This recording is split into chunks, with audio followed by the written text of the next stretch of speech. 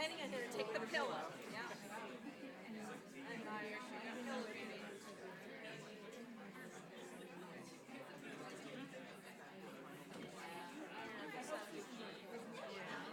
Not a good movie at all.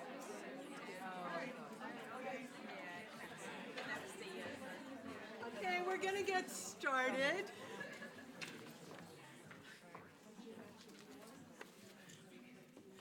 Hi, I'm Jennifer Gunn. I'm the director of the Institute for Advanced Study. Thanks for coming today.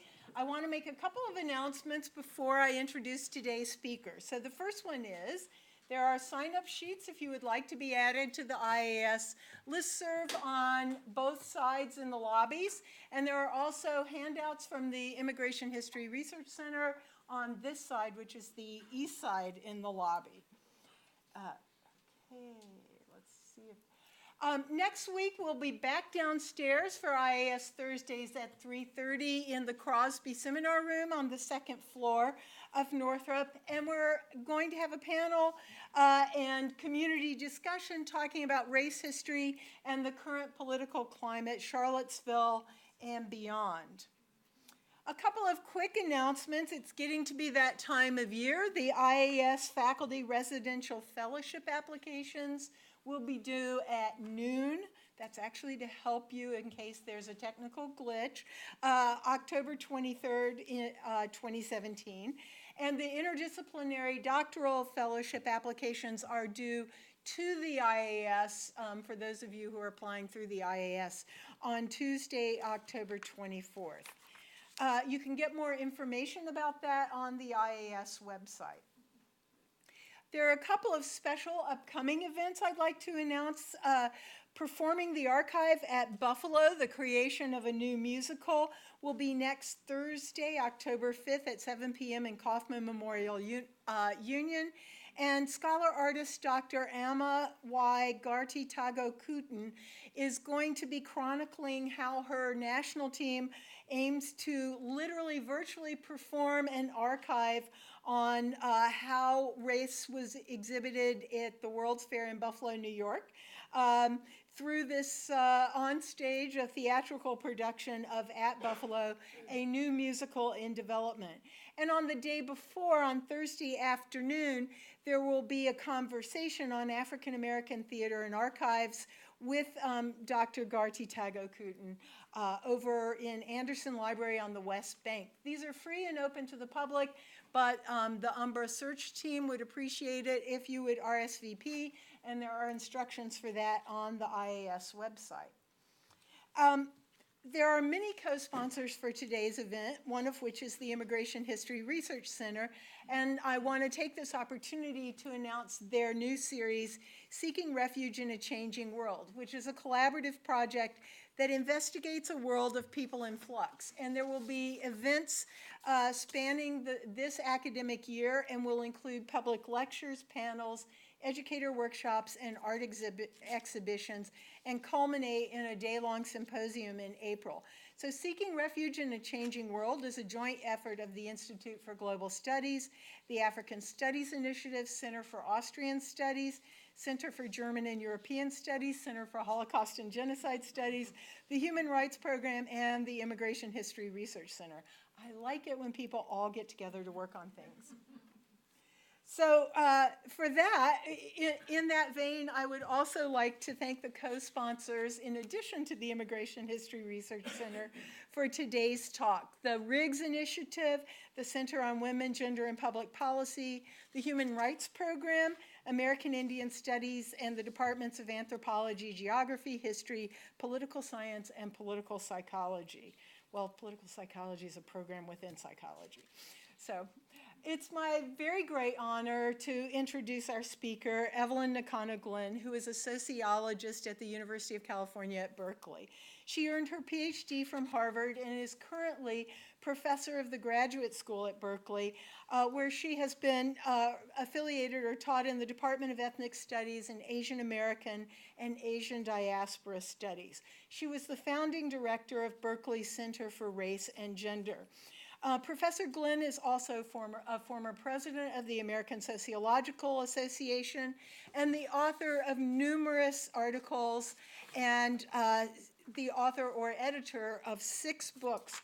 Most recently, I'm not going to list them all, but most recently, Forced to Care, Coercion and Caregiving in America, Shades of Difference, Why Skin Color Matters, and Unequal Freedom, How Race and Gender Shaped American Citizenship and Labor.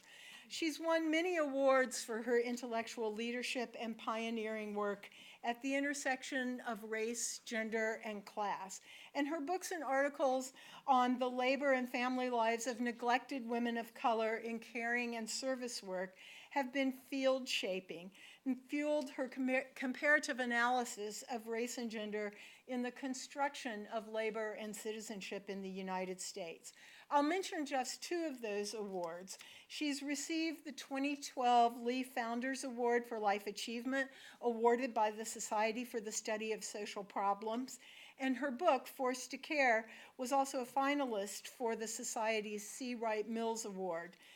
In 2005, she received the Jesse Bernard Award from the American Sociological Association in recognition of outstanding scholarship that has enlarged the horizons of sociology to encompass fully the role of women in society. Professor Glenn is currently working on a study of Japanese Americans who self-evacuated during World War II instead of going to the internment camps. And she told me she's interviewed 33 survivors for this project. Her talk today, Settler Colonial Legacies, U.S. Racial Formation, American Exceptionalism, and White Nationalist Xenophobia, is part of a larger project on settler colonialism. So, Professor Glenn.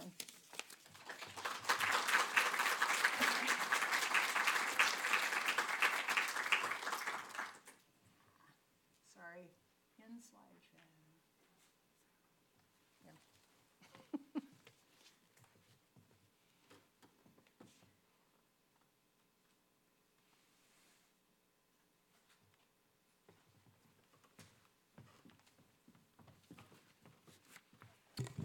Good afternoon. I want to thank all the different organizations that sponsored me. I'm a little miffed that sociology didn't sponsor me, but other than that. But anyway, thank you to Jennifer Gunn for that lovely introduction, Erica Lee, and also Will Jones for somehow getting me here. Anyway.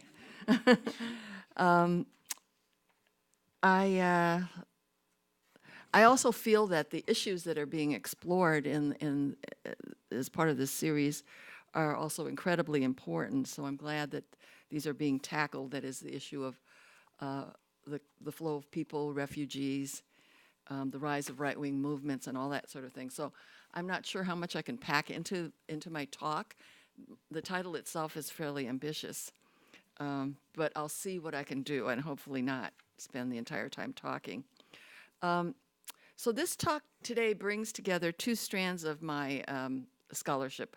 One strand has traced how race and gender have operated as central organizing principles of American citizenship since the founding of the nation.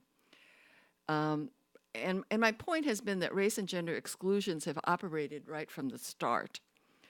At the time the U.S. Constitution was being written, the ideal citizen, as imagined by the Founding Fathers, was of a property-owning male head of household. Under the Constitution, slaves were counted as 3/5 of a person for purposes of representation, but they were not granted liberty, the right to own property, or the right to vote. When it came to questions of who could become a citizen, the Naturalization Act of 1790 specified that naturalization was limited to, quote, any alien being a free white person. And originally the period of time was living in the United States for 2 years. So this, in effect, left out Native Americans, indentured servants, and slaves. Let me just get this, see if I can operate. I can't talk and press at the same time. Okay, all right. Okay. Now, most accounts of American citizenship have focused on a story of increased inclusion as the years have passed, focusing on the legal, political struggles that led to constitutional amendments and legislation that gradually extended rights, including the franchise, to previously excluded groups, notably non-property white men, blacks, and women. However, as I conducted research on racial ethnic minorities, I became aware of the inadequacies of conceiving of citizenship simply as one of formal legal status. I have been struck by the contradictions between formal legal status and the actual rights, or what might be called substantive rights, that various groups have faced. So in other words, there's unevenness in the degree of actual social recognition that's accorded to Native Americans, women, African Americans, Latinos, and Asian Americans, even when they are legal citizens. Some notorious examples that come to mind are blacks in the Jim Crow South being systematically disfranchised and put to forced labor in violation of the 13th and 14th Amendments to the Constitution. The Second World War II internment of 120,000 Japanese Americans, the majority of whom, including my own parents, were birthright citizens. The Depression-era mass deportation or repatriation of 350,000 to 600,000 Mexican Americans, again, many of whom were birthright citizens. Thus, I developed a sociological conception of citizenship that treats it most simply as a matter of belonging, that is, being recognized as being a full member of the community within which one lives. Now, membership requires also recognition by other members of the community. So this conception focuses attention on everyday practices that confirm or challenge the boundaries of citizenship and rights. In short, it draws attention to the contested nature of citizenship, a contestation that goes on in many arenas of life, not just courts and formal venues, but also in workplaces, in parks, stores, public conveyances, schools, in all parts of civil society. Here I'm not saying that legal status does not have a very important role in one's life chances. Nonetheless, for those of us who don't fit the prototype of the ideal American, namely if we're not white heterosexual males, having formal citizenship doesn't guarantee that our rights will be recognized and respected by other citizens. In other words, our citizenship remains highly contingent and precarious. In particular, when we are in periods of social upheaval, terrorist attacks, or other social disorders, we are vulnerable to having our rights violated or for being targeted for violence, as has happened and continues to happen to countless black and other racialized minorities, today including Muslims, and even so-called model minorities, such as Chinese and other Asians. It therefore behooves us to try to understand why and how the assumed whiteness of the nation and of the American citizen came about, and how non-white citizens or non-white inhabitants have fared under this regime of whiteness, and why and how this construction retains its power. Here I turn to a second strand of my research, particularly recently, which has been to explore the continuing significance of U.S. settler colonialism for race and gender formation in the U.S. Of particular interest has been uncovering settler colonial logics and dynamics that have led to various social minorities being viewed as outsiders, or what Lorenzo Veracini calls exogenous others, who have to be eliminated, contained, or controlled in order to maintain a white heteronormative order. In a recent article, I explored the logics and dynamics of Anglo-settler colonialism that led to various social minorities being viewed and treated as exogenous others.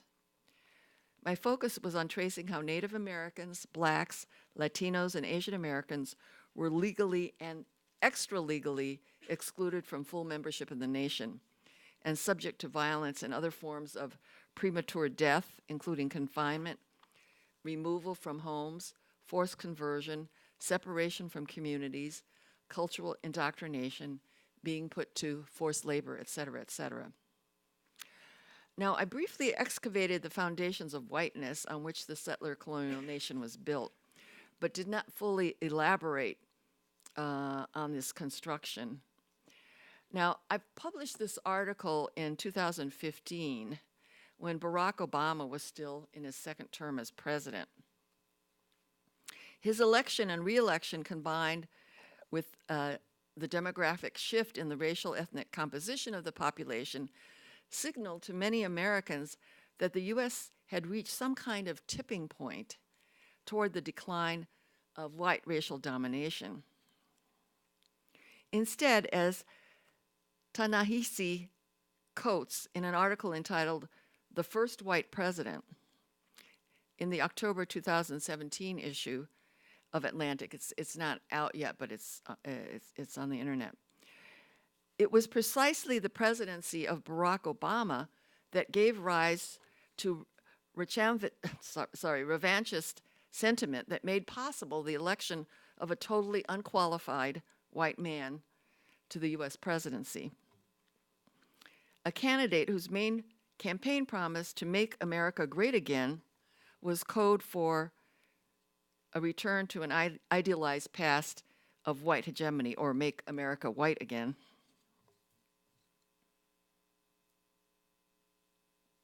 I've already forgotten how to do this. Okay, sorry. Okay. So, and make no mistake, Trump was elected by whites to make a U.S. white again. You can sort of see that basically Trump was elected by white Americans. And granted that Trump won by smaller margins among female and college-educated whites, but he still received a majority of votes in every income, education, and gender subgroups, except for the youngest age group, who presumably are less moved by a call to a return to the past. So these kinds of political developments, it seems, makes the examination of whiteness in much greater detail. And what's kind of interesting to me is the term white supremacist or white supremacy used to be considered a kind of radical term, whereas I think now it's become more widely used and is very appropriate. So I really do want to talk about white supremacy. And I want to talk about how U.S. citizenship came to be understood as white in the first place, how whiteness became a constituent aspect of national identity, that is, how did the nation itself and its citizens come to be understood as white. Those of you who have studied the history of race probably have heard that white identity emerged first in the age of exploration as Europeans sought to make sense of human difference in their encounters with non-European others. Constructions of whiteness and racial otherness were further elaborated and institutionalized over the 18th, 19th, and early 20th century in the course of European colonization of Asia, Africa, and the Americas. However, historical work on American settler colonialism and American racial formation reveals that ideas about whiteness, white nationhood, and racialized citizenship have been particularly well elaborated, articulated, and embedded in the legal and other state structures of European settler colonial societies. European settler colonies all created legal distinctions between the rights of Anglo or European settlers and those afforded indigenous or native peoples and exogenous others, including slaves.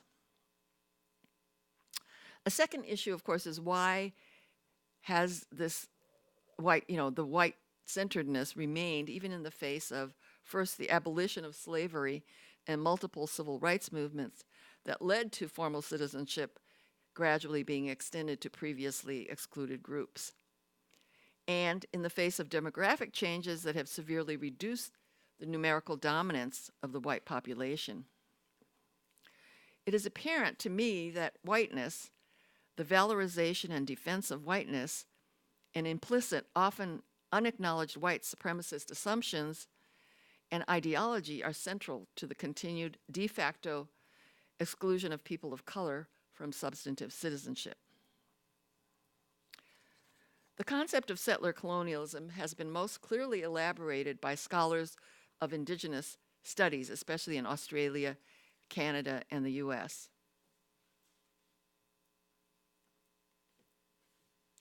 It is a framework that highlights commonalities in the history and contemporary situations of indigenous peoples in many parts of the world. However, although it seems best suited to explain the racialization and treatment of indigenous peoples, I agree with Patrick Wolfe that settler colonialism should be seen not as an event, but as an ongoing structure. The logic, tenets, and identities engendered by settler colonialism persist and continue to shape race, gender, class, and sexual formation into the present.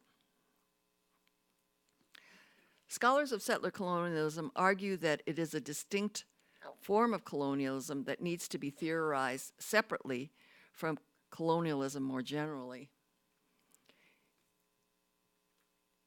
In contrast to classic colonialism, whose aim is to take advantage of resources that will benefit the metropole, settler colonialism's object is to acquire land so that colonists can settle permanently and form new communities. The differing goals of classic colonialism and settler colonialism lead to a second major difference: their confrontation with indigenes. In classic colonialism, the object is to exploit not only natural resources, but also human resources. Native inhabitants represent a cheap labor source that can be harnessed to produce goods and extract materials to send back to the metropole. Natives also serve as consumers, expanding the market for goods produced by the metropole and its other colonies. Goods and raw materials, like colonists, follow a circular path in classic colonialism. In settler colonialism, however, the object is to acquire land and to gain control of resources. To realize these ambitions, the indigenous occupants of the land must be eliminated. This can be accomplished through genocide, forced removal, confinement to reservations outside the boundaries of white settlements. It can also be accomplished through assimilation, so that the indigene disappears. Assimilation can be biological, that is through intermarriage to dilute indigenous blood, or it can be cultural, by stripping indigenes of their culture and replacing it with settler culture. Walter Hickson documents the almost continuous history of settler colonial ethnic cleansing. Regular outbreaks of warfare occurred throughout the 17th, second half of the 18th, and the 19th centuries as settlers pressed up against lands inhabited or used by Native Americans, first in the East and then in the Midwest and finally in the West. Some genocidal campaigns were carried out by official military forces, but many were unauthorized actions by settler vigilantes. Such irregular actions tended to be indiscriminately violent, as settler militias burned and leveled crops and shelters and slaughtered women, infants, and the elderly. Large numbers of Indian survivors of such raids, particularly women and children, were taken as slaves. Trafficking of Indian slaves on the international market in the Caribbean and South America helped defray the cost of warfare and supplies to build settler plantations. Warfare escalated during and after the Civil War as American settlers pushed to occupy the remaining land in the West, and native tribes fought to preserve their ways of life. The massacre at Wounded Knee, 1890, that resulted in the death of 300 Sioux warriors was one of the last major battles and mostly ended Indian armed resistance. Conflict over territories were also resolved by removal and relocation under treaties that were agreed by Native Americans induced to sign by false promises and duress. During the presidency of Andrew Jackson and at his urging, the U.S. Congress passed the Indian Removal Act of 1830. The IRA targeted the 5 civilized tribes of the Southeast, the Cherokee, Chickasaw, Choctaw, Creek, and Seminoles, so called because they had gone farthest in adopting the culture and ways of life of white settlers, including the ownership of black slaves. Through treaty, these tribes were prevailed upon to cede their traditional lands in Mississippi, Alabama, Georgia, and Florida in exchange for land west of the Mississippi. Tribal members were sent on long forced marches without adequate provisions. En route, thousands of men, women, and children perished from hunger, cold, and disease.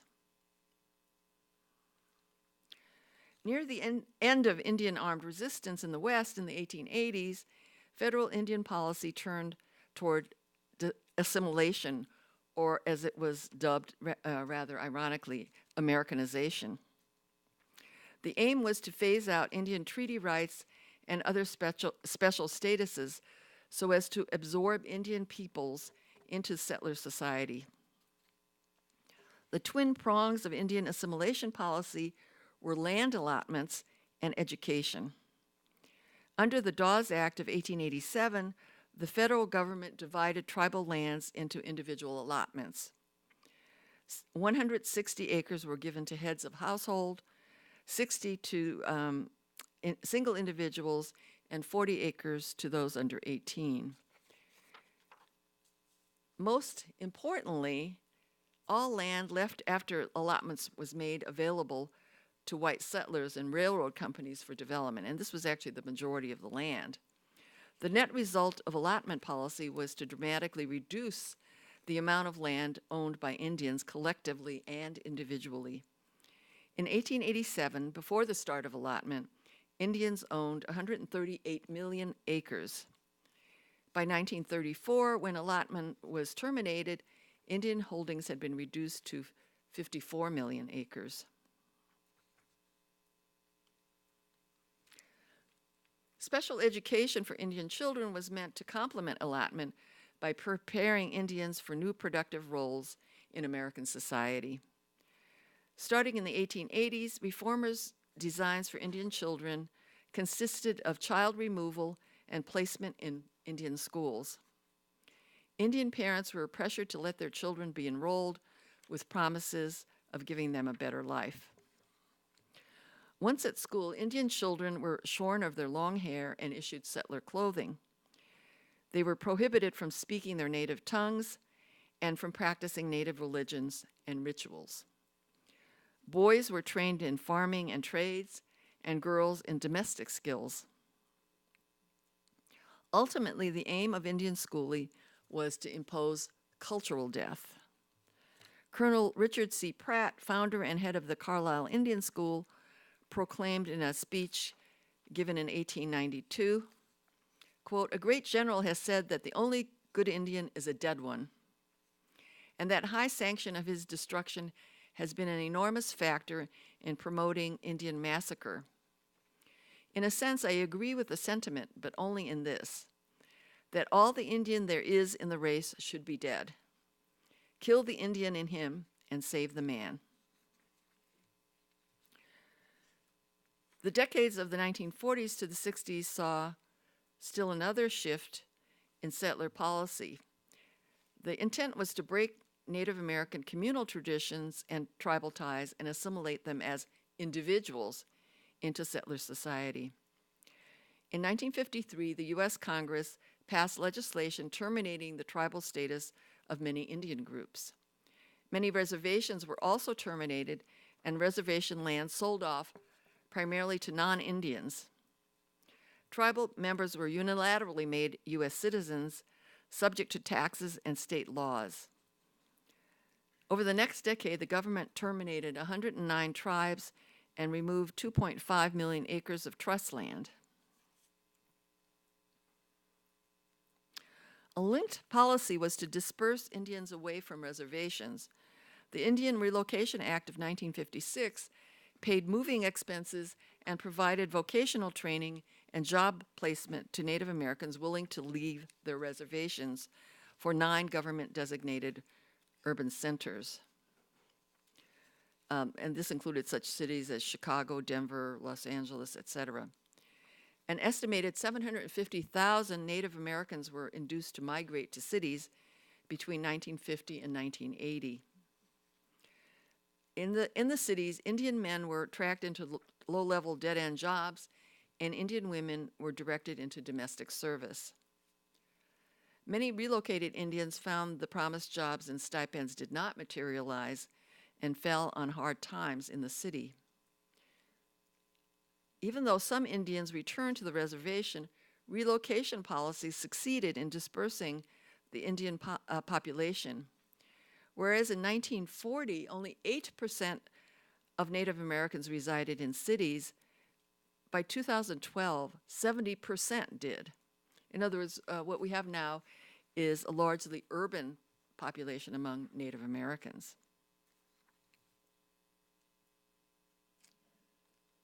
So I apologize for this very quick overview, but I wanted to give you a sense of the whole settler colonial project with respect to Native Americans. And kind of the larger meaning of this is the emergence of a racialized and gendered identity that normalized white manhood as synonymous with American citizenship. Since settlers initially themselves were exogenous others seeking to claim rights to land and sovereignty over those who already occupied the land, they needed to develop conceptions of indigenous people not only as lesser, but interestingly enough, as legal scholar Letty Volpe said, to turn Indians themselves into aliens. So land occupied or used seasonally by indigenes was conceived of as terra nullius, that is, empty land or land belonging to no one, and therefore available for taking by white settlers. Simultaneously, settlers conceived of themselves as more advanced and evolved bringers of progress and enlightenment to the wilderness. Masculine whiteness thus became central to settler identity, a status closely tied to ownership of property and political sovereignty. The latter, in turn, articulated with heteropatriarchy, which rendered white manhood supreme with respect to control over property and self-rule. The presumption was that, according to Arvin et al., heteropatriarchal nuclear domestic arrangements in which the white father is both protector and leader should serve as the model for social arrangements of the state and its institutions. Now, originally, the settlers identified with the imperial power and submitted to its rule. But over time, their interactions with indigenes and experience in the colony set them apart from the population of the metropole. American settlers attached their identity to the land itself, to the mythological common experience of settlement, and often to the shared goal of self-government. Frontiersmen and women became symbols of what it meant to be American. This identity helped to bridge differences of class, ethnicity, and nationality that otherwise might have divided whites. Thus, there was greater equality among the settlers than existed at the time among inhabitants of the metropole. All this would argue that the encounter with the indigene was the founding moment for the formation of American whiteness. The savage and eliminatable indigene was racialized as other, in contrast to the civilized sovereign settler who became white. Whiteness also became synonymous with the nation. Aileen Moreton Robinson explains, quote, "The U.S. as a white nation state cannot exist without land and clearly defined borders. It is the legally defined and asserted territorial sovereignty that provides the context for national identification of whiteness. In this way, Native American dispossession indelibly marks configuration of white national identity. Thus, whites come to view whiteness as normal and position themselves as full citizens and push non-whites to the margin or even outside the boundaries of citizenship." What's the time here? 4:50. Okay. Oops. Okay, let me just see if I can go a little faster here.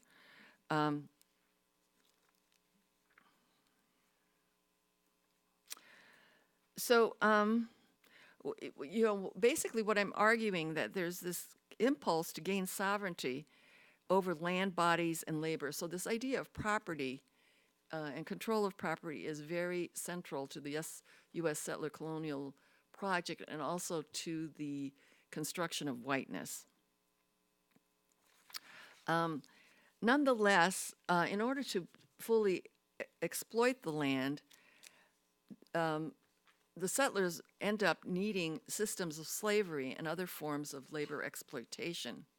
So the simultaneous process of taking over land by killing and erasing the people with previous relations to the land and importing forced labor to work the land as chattel slaves to yield high profit produce the wealth upon which the U.S. nation's world power is founded. What emerged out of this was a triadic system that brought together the industry of the white settler, the land of dispossessed Native Americans, and the forced labor of enslaved blacks to produce European and white American wealth.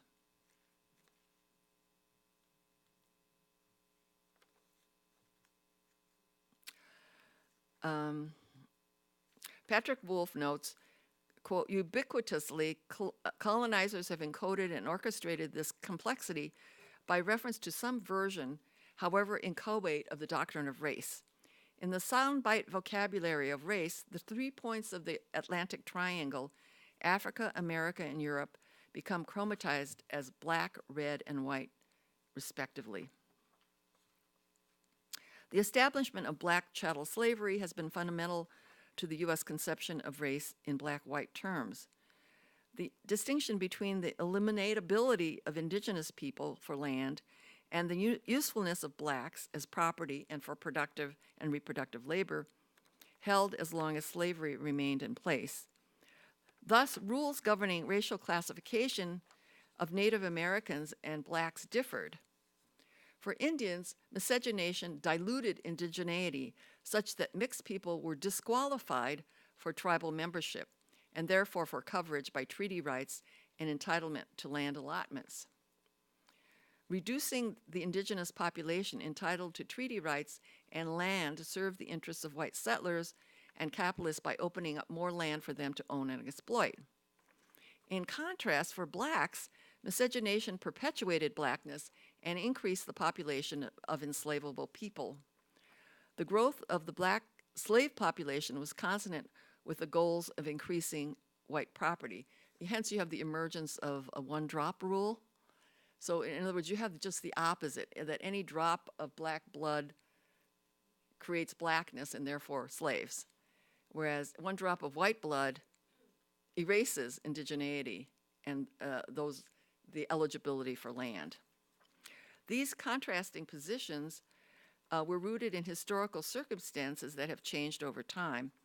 With the dismantling of chattel slavery and emancipation, blacks in some places and in some situations become positioned more similarly to Native Americans as surplus population, therefore eliminatable.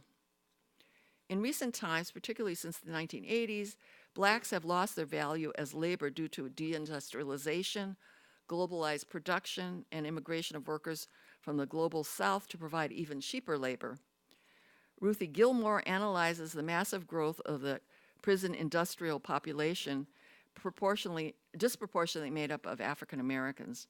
She relates this growth to the diminishing demand for black labor by tracking, in the case of California, the tandem rise in numbers of unemployed and of prisoners between 1973 and 1998. Her analysis exposes the prison industrial complex as a key instrument of structural genocide directed against blacks. And I don't know if this is happening in Minnesota, but in California, more is spent on prisons than on schools. So I'm going to skip over, I think, this next part, which has to do with Mexicans and Chinese, because I think I'm going on too long. But I did want to mention blacks and Mexicans as examples of this sort of fourth group as undesirable exogenous others, in which various violence has been practiced on these groups, which I think are often not talked about. But in addition, immigration restrictions are the kind of mechanism of reducing them. One of the things that's interesting is that after the passage of the 1924 Immigration Act, which cut off all immigration from Asia, the government created the Border Patrol and the Immigration Naturalization Service, and immigration patrols actually patrolled the southern border, but they weren't actually arresting Mexicans, they were arresting Chinese trying to get across the border. So, there's this kind of interesting connection, I guess, was what I'm trying to say, in terms of the Chinese sort of being the canary in the mine in terms of the creation of a race-based immigration policy. Whereas prior to that, immigration for European immigrants had been totally free. In other words, there were no requirements. Plus, white settlers, as soon as they arrived, were entitled not only to obtain property, but also to get free government land that was being taken away from the Indians. And 24 states actually allowed white immigrants to vote immediately upon their arrival without having to wait for a naturalization. So the goal of taking over the land was consonant with free European immigration, which might have led to this kind of notion of the United States as a nation of immigrants, and also American exceptionalism, because anybody can get land, right, as long as you're white. Okay, so this goal of taking over land, people have talked about certain commonalities. Of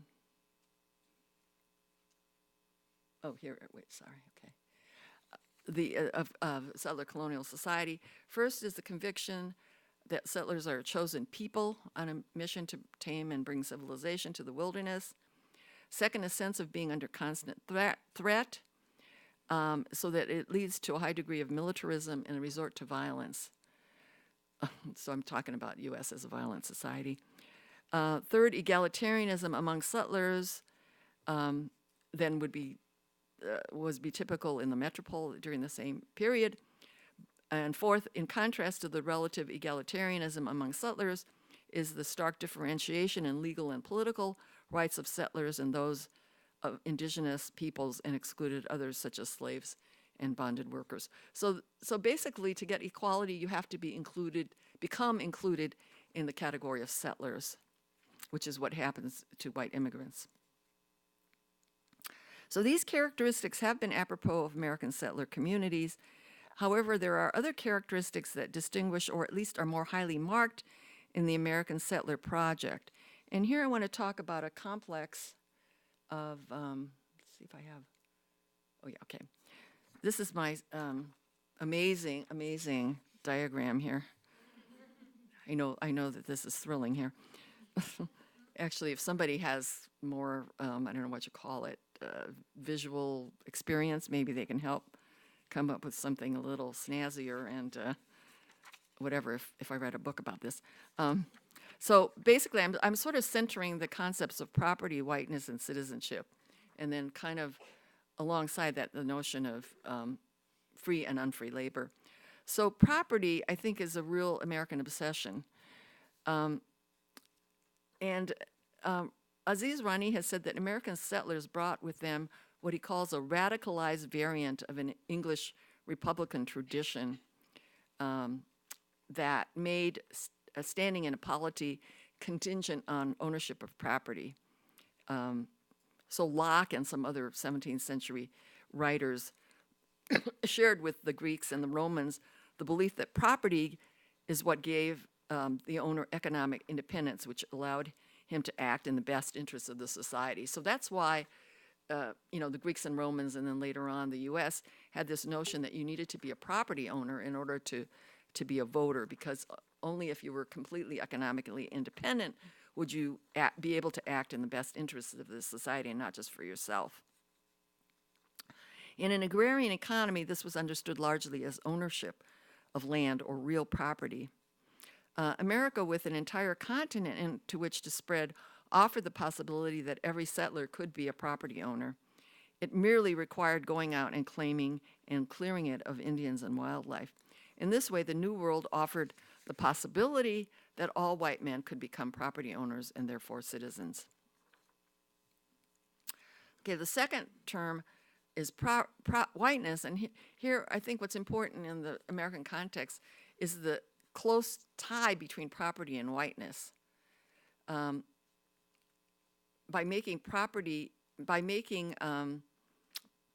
of all, making property a requirement for citizenship, but then making whiteness a requirement for owning property. And this can be seen in the immigration and naturalization policies during most of the nation's history.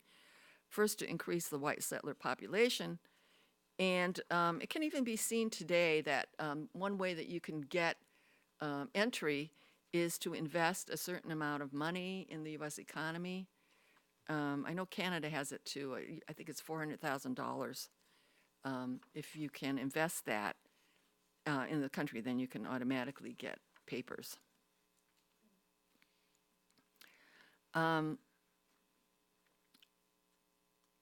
Okay, so there's the sort of land issue and property.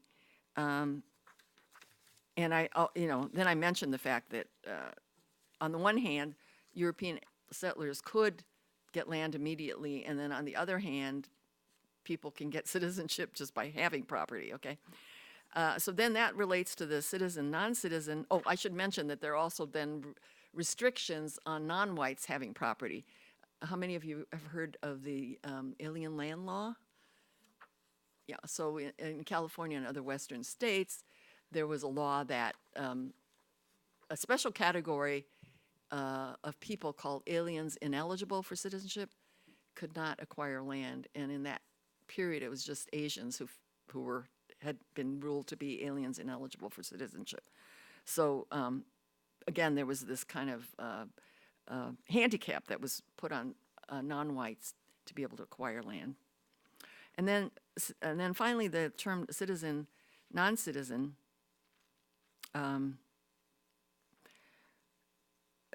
what happens here is that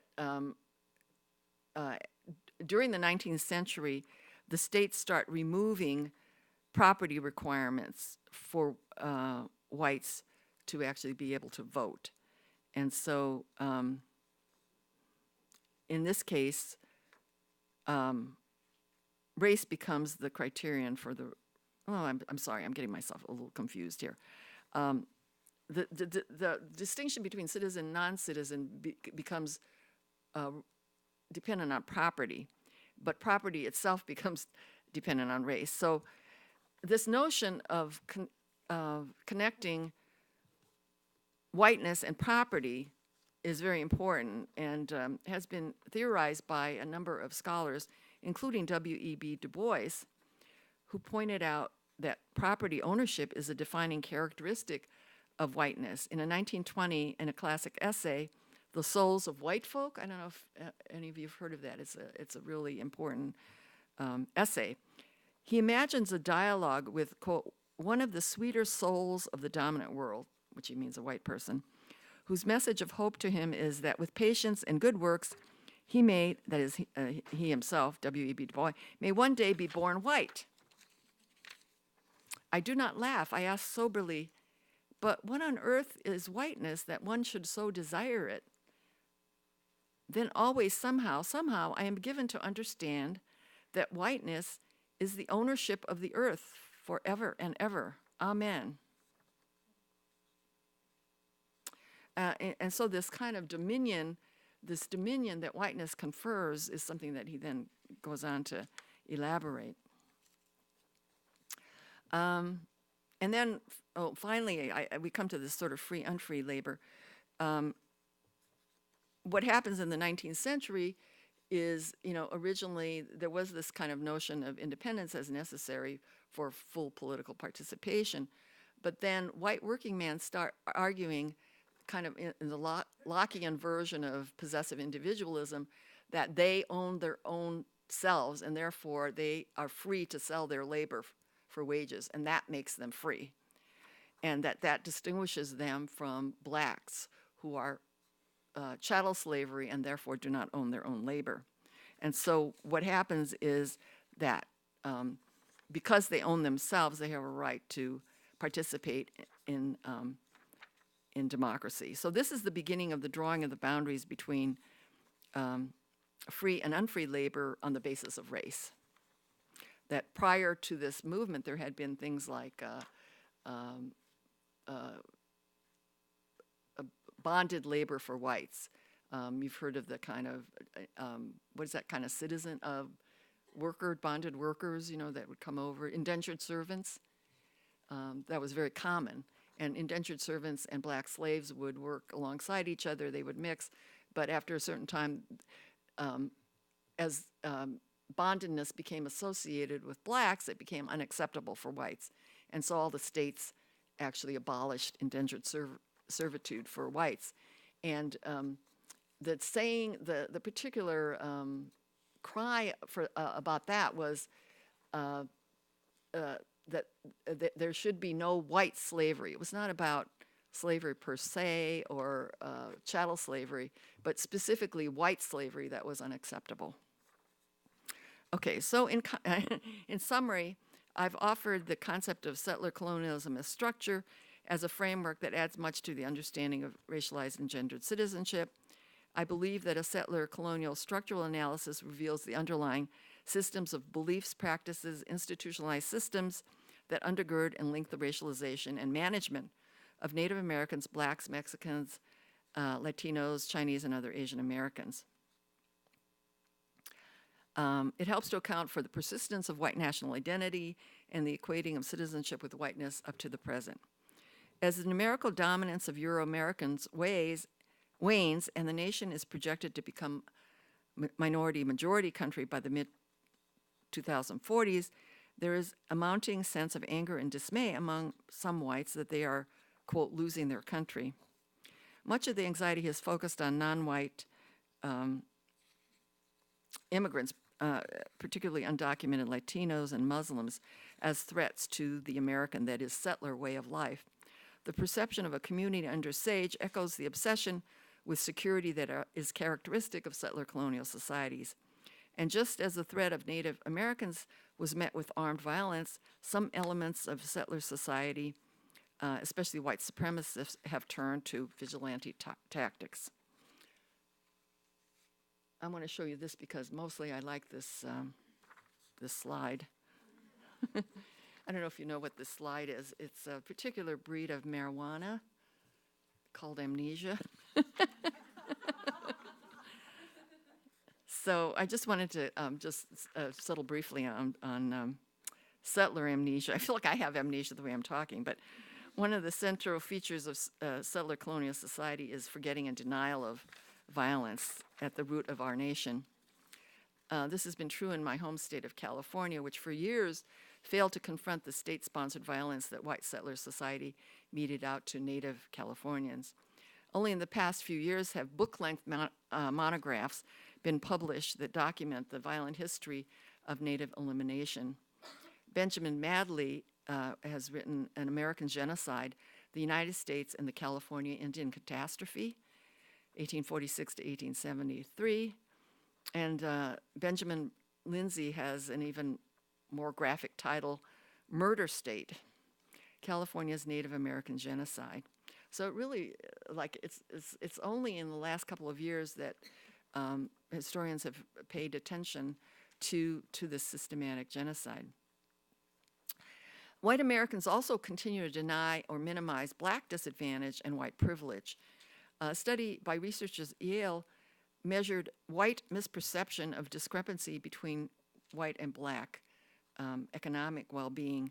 For example, data show that for every $100 that is owned by the average white household, the average black household holds, does anybody want to guess? For every $100 that a white household has, what do you think is the average for a black household? Huh? $8? $6. Anybody higher? 35. Okay. Okay. $5.04.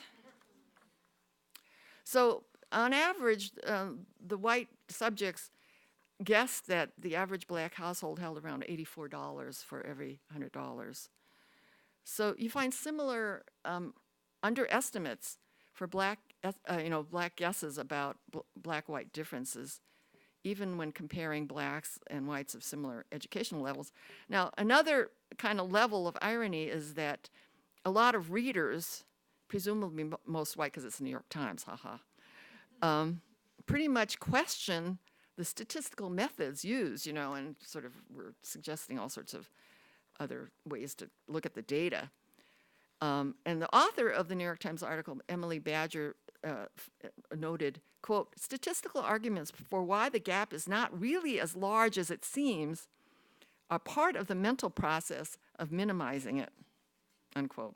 So I just wanted to leave you with that and with my, I really am waiting. I know we have legalized marijuana in California, so I may get a chance to try this, and I'll have amnesia from smoking pot rather than just from, old age, which is kind of what's happening to me now. Anyway, thank you all for attending this session, and I hope that, as I mentioned, that I'm going to try to work this into a book, a short book, by the way. I want a really, really short book. And so if you have any thoughts or questions, I would welcome them, or comments. So thank you very much. Oh, I actually like my last slide, too. Somebody else has faded into the background. If you'll compare it to my first slide, right? I like that. We have time for questions. Sure. Are you willing to Yes. field them yourself? Yes, of course, Okay. yeah. So, questions?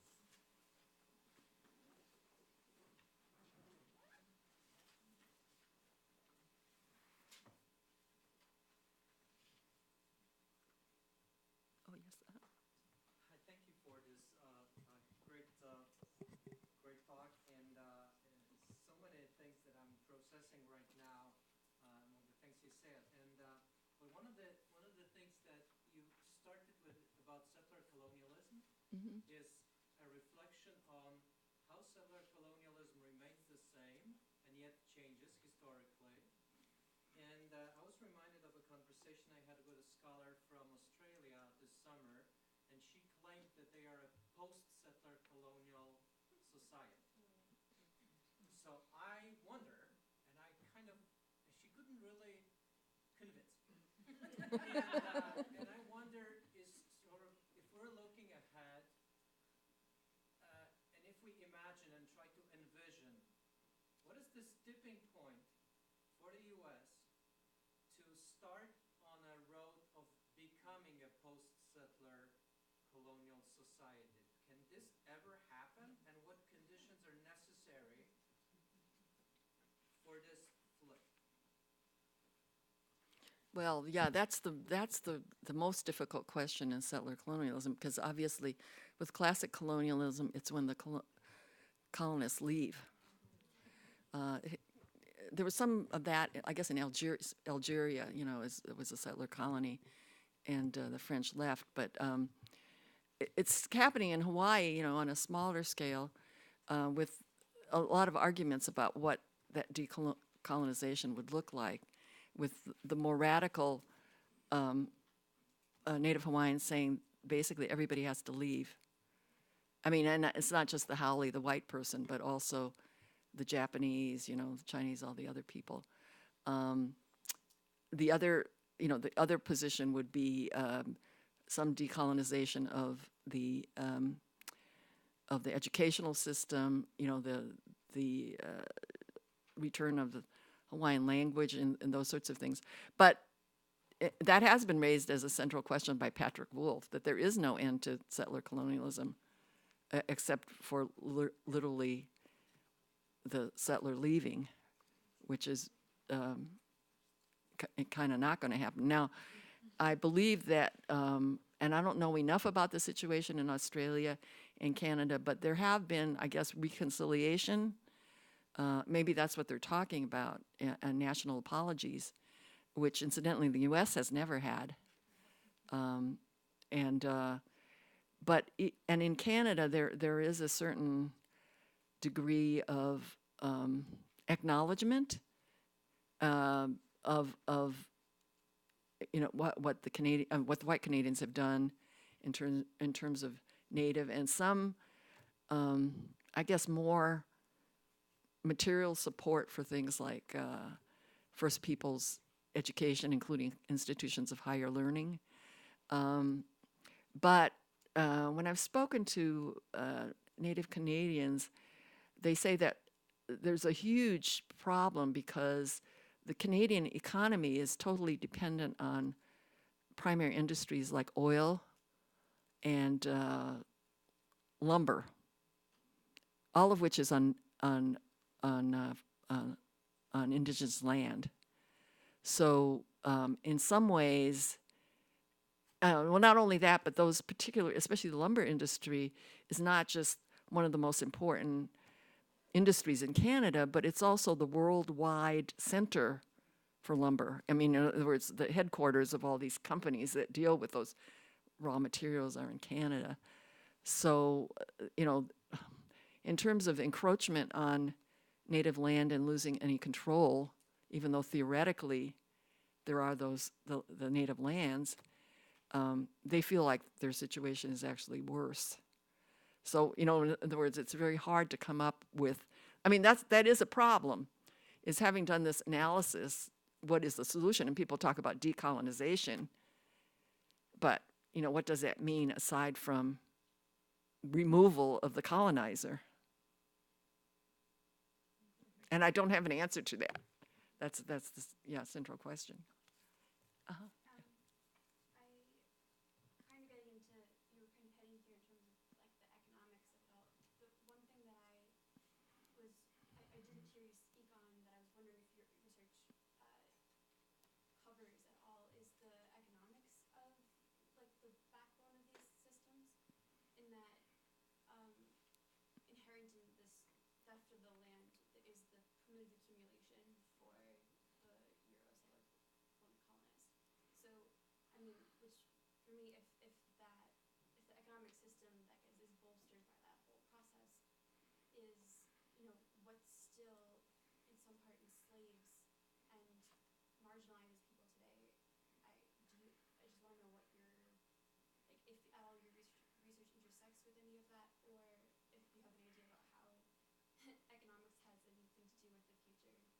Oh, absolutely. Well, yeah. Yeah, no, absolutely. I mean, yeah, there's so much I mean, I haven't done the sort of economic analysis. I mean, obviously there's huge economic interest in it. And as I said, with the Canadian case, it's very clear about where the resources are. but even in the U.S., yes, the whatever the economic interests are is sort of maintaining those, retaining the land, and building on it. So the idea of sort of, returning the land, et cetera, is not possible within the current world economic system. I mean, that's a background. It's not something that, that I analyze in itself, yeah. But yeah, it's kind of understood to be part of that whole system. But, and what allowed the U.S. to become this dominant economic power, yeah. Oh, yes? I'm interested in this idea of the reproduction of settler colonialism, and when you look at, and the ways in which gender and race together play a role in that. And I think historians have done a great job of showing how, for example, the Dawes Act, when it was implemented, not only had particular consequences in terms of race for Native Americans, but also in terms of gender relations and the way in which the nuclear family was prioritized in those land allocations, and activism by white women to train Native American women to be more European in their roles within the household. And so when you think of the reproduction, is pretty interesting when we see today the DACA Act, or the rollback of DACA, or the building of border walls. You see that racial aspect. And I'm wondering if we think of, to what degree do we also see reproduction of particular kinds of gender roles? And do you see that gender race reproduction in a similar kind of way in later periods of time? Mm-hmm. Yeah, certainly. Certainly the Indian schooling thing was all about training Indian men and women for proper roles, and a particular focus was on a sort of lack of a settled lifestyle, among Native Americans, and trying to get them into, what was considered the ideal nuclear family kind of arrangement. So absolutely, and I think white women's role in this is also interesting, because there are well, first of all, the head of the Indian school superintendent for a long time was a white woman, Estelle Reed, and she wrote the standard text, whatever you call it, that was used in all the Indian schools.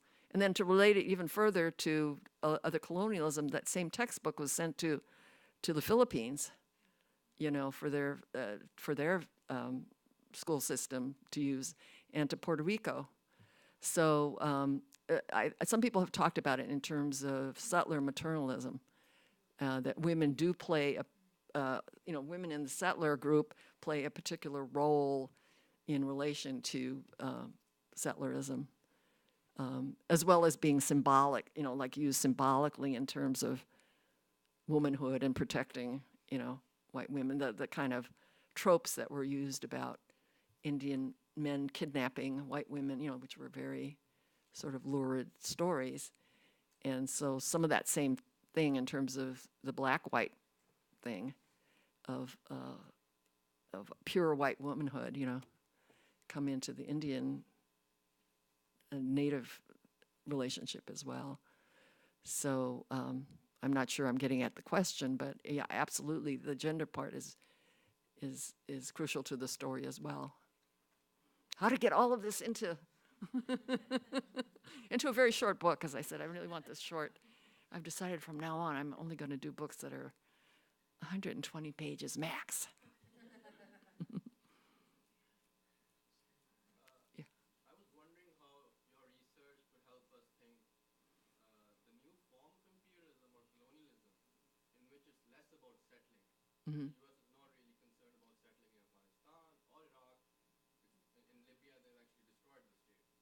So the new kind of practices of imperialism are not replicating what was being done before. Mm-hmm. And so there's this aspect that you have the structural effects of colonialism within the U.S. So the continuation of certain classical settler colonial methods, but then outside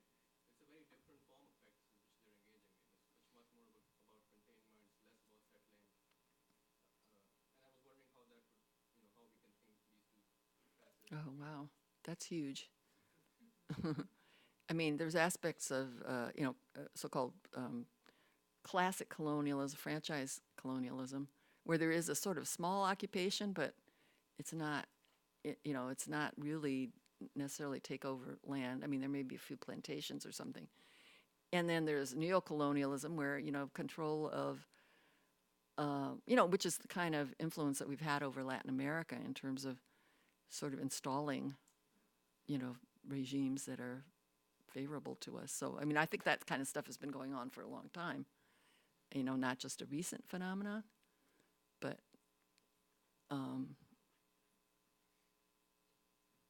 I was going to say that in a sense it kind of goes beyond my ken of what, what I'm doing. Yeah.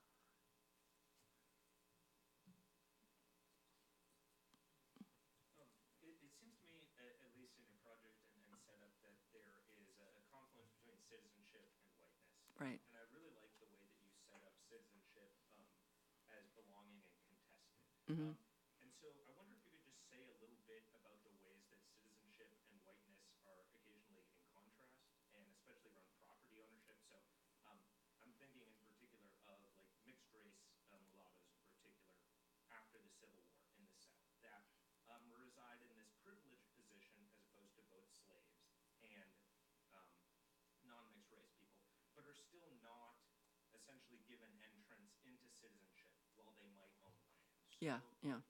I don't know, I don't have a quite precise question, but just if you could say a little bit on that. Yeah, well, I think there are, countries like South Africa that did have that intermediate category in a situation where whites are totally outnumbered, which was not the case.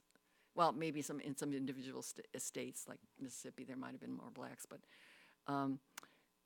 actually, there's a sociologist, Eduardo Bonilla Silva, who talks about, what's going to happen at the point when whites become a numerical minority, and he thinks that we are evolving toward this tripartite system where there will be a kind of intermediate category, some of whom will be actually multiracial, but some of which, a lot of whom will just be like dark-skinned Latinos or something like that. Whereas, that is, light-skinned Latinos might kind of meld toward white, and darker-skinned Latinos will be in this intermediate, let's say, colored category. And some Asians will go toward the white category, and some Asians will go toward the sort of colored, like Hmong, or I don't know, certain groups.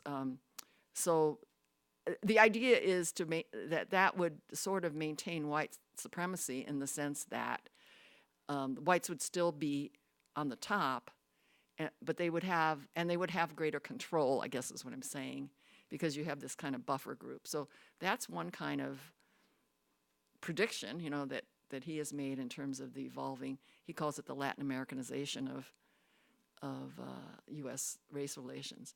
So even though countries like Brazil, blah blah, they talk about in the racial democracy, nonetheless there's a huge embedded color hierarchy, and so I mean it could be argued that it is a white settler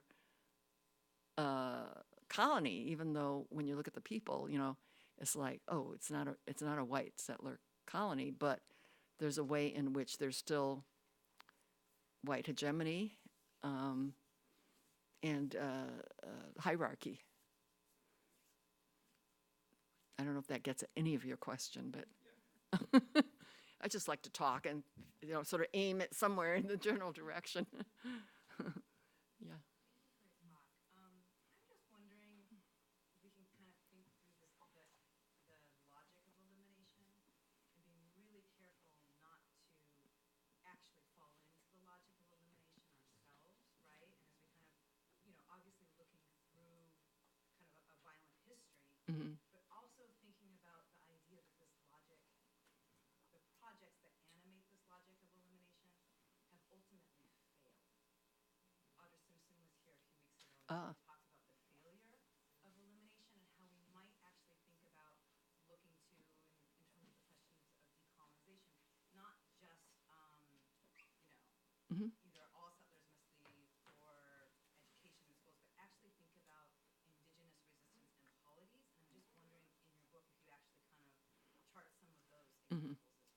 No, yeah, that would be very important for me. I mean, I think that's the thing that's interesting in terms of what's happened in terms of California awareness, because I was talking about California as a particularly bad example. In California, there weren't the kind of huge tribes. It was more like bands. And so as Indians sort of retreated to safer places, I think the mythology was that the Indians just kind of disappeared, like ghosts into the woods. But it turns out that they're all there, and so they're like, in other words, they're identifying themselves now, and so there's been a kind of resurgence of Indian identity. But the problem is they're not recognized. I mean, that's the other thing within the Indian politics, is that recognition is hugely important in terms of having certain rights. So there are people who are native, who identify as native, but they're not recognized as that, in terms of some kind of group identification. So, so yes, I think it's really important to not accede to the idea that the Indians have been killed off, which is kind of very convenient, or that, anyway. So, yes, I think that's very important in terms of whatever you want to call it, revival. And there's a lot of stuff at the University of California in terms of language retention, because there are a lot of languages that have so few speakers that they are disappearing. So, but yes, I think that's a very important point in terms of the extremes of either like, oh, they're all gone, or all the white people have to leave, kind of thing. Yeah. It may be just a footnote, but one of the things that's interesting about indentured servitude is that it was a juridical practice. So transportation is something that you could be sentenced to in England for committing certain types of property crime, and that led the way to that's another function of colonies in classical colonialism, is where you throw people you don't have a use for. And so part of the history of the United States up until the Revolution, and certainly part of Australia, was the transportation of persons who committed property crimes, or persons who were indigent, to just get them the fuck out of the land, right? Send them off somewhere else so that they cease to be a problem. And forgetting that is also a part of the process of constructing a settler narrative. Right. That's interesting. One thing that I actually ran across in terms of Australia is the degree to which there was transport of British children as so-called orphans, even though they may have had families, but they were kind of wards of the state, and in a sense, to get rid of a dependent economic group, the Brits just sent children to Australia, who then, quote, were adopted to be almost like indentured servants. That is, they had to work for the families that they stayed with, or they stayed in group homes. So there's a lot of, that was a really, and this was until very recently. It's, we're talking about 1970s. It's not a really old practice, but, so that's been going on a long time. Thank you for your talk. Thank you. I was thinking about the terms you're using around colonial amnesia, and there's a lot of discourse, I think, in cultural studies that one has brought up the question of whether amnesia or aphasia, which is Ann Stiller's term, or I think Jody Bird's used agnosia, the inability to know, to recognize as knowledge. So they're all different kinds of medical terms about what one does or does not know or can remember. And the problem with, I think, part of amnesia is that the idea is it's in the past because it's a memory. But if it is not an event that's in the past and it's a continuing That's structure, a good point. then amnesia doesn't fit. Yeah. If it's about not knowing, it's still the question of what it means to medicalize and in some ways naturalize that which is reoccurring through white supremacy and settler logics all the time. Yeah. So in some ways, and I think some disability scholars have pointed out, what does it mean? Because it creates a nature-culture divide if we use it only rhetorically in a certain way. So I'm trying to think about what are other ways of conceiving of that which is right here, that which is continuing around settler logics, but the refusal of Right. that happens through Yeah. supremacy that doesn't rely on these kinds of tropes. That's really a good point, you know, because especially around the issue of whites' view of black disadvantage, that's not at all in the past. It's like what's going on now. And yeah, and the sort of, is there a way of thinking about that, or is there some kind of terminology that would deal with that? I guess a lot, you know, denial is kind of one of those things, but sort of at what level is it that you don't see it at all, or is it that you see it but you kind of think of all sorts of reasons why it's not really, you know, important, or, you know, I think all those things go on. Yeah. Is South Africa, does South Africa provide any kind of lesson or anything that we can gain from what they went through? I mean, they never had more than a small percentage of the population was settlers, so, and there was no way that they ever would ever be a majority. Mm-hmm. So that, I've met some South Africans that they just, after Nelson Mandela came in and there was a, you know, apartheid was dissolved, they came to the United States, you know, they just didn't want to live there Mm-hmm. anymore. Mm-hmm. Yeah, it doesn't have to be a majority. I mean, some countries in Latin America, like Brazil, you know, did go through efforts to try to attract European immigrants. You know, they had programs, sponsored programs, and gave them land and, you know, all sorts of things. Well, even the Japanese, you know, I guess Japanese are not quite white, but Japan actually has more, and Japan, of course, has more Japanese than we do, but I meant to say Brazil has more Japanese than the United States, for example. Well, I guess what I'm asking is there any way to, it seems like every area of every country has a totally different history. Is there any way that can reach any kind of, that we can reach any kind of an understanding? Yeah, well, That's where the exceptionalism comes in. yeah. Well, I mean, I think, you know, there are certain complexes of things that make up some phenomena like settler colonialism in the U.S., and some of those things are going to be unique, but the question is whether you can see some commonalities. You can also sometimes, interestingly, find connections. You know, like there's this book now that showed that the Nazis actually studied some of the Southern, you know, segregation laws. You know, they didn't adopt them wholesale, but nonetheless, they found them, quote, helpful in terms of those systems.